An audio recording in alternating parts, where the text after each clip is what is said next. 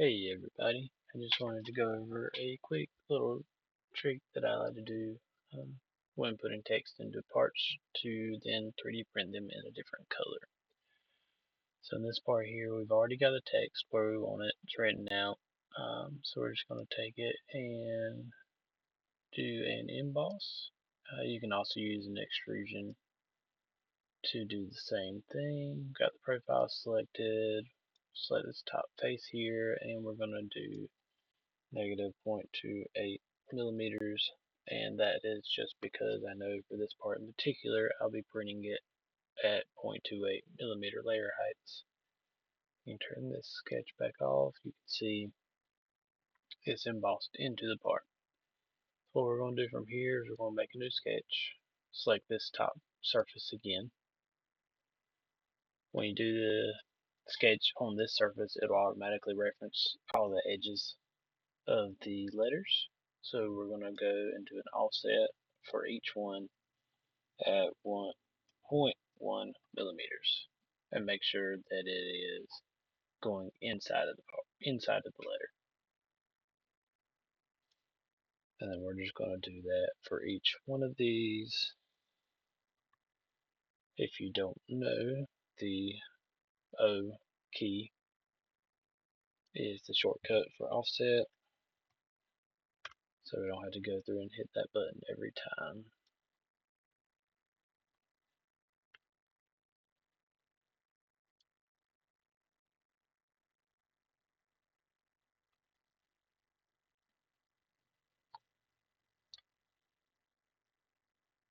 I'm pretty sure the value popping up is the right value, just in inches. I like to double check it anyway, because sometimes with the offset key, it can offset inside or out. But just typing in that value one more time will pop it up for you, show you which way it's going. Alright, now that we've got all that done, we're just going to finish the sketch. We're going to do an extrude, and we're going to select the inside profile, leaving that little gap around the edge.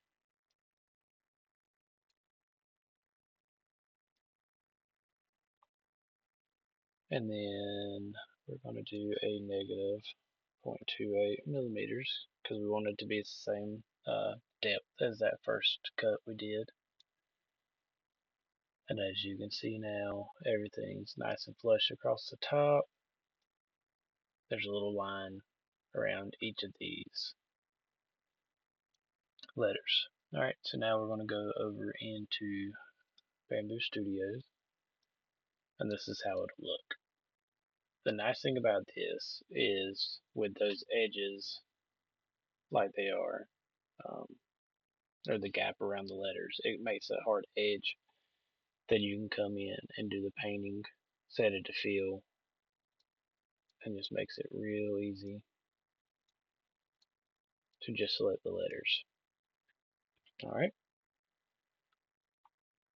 Personally, I always like to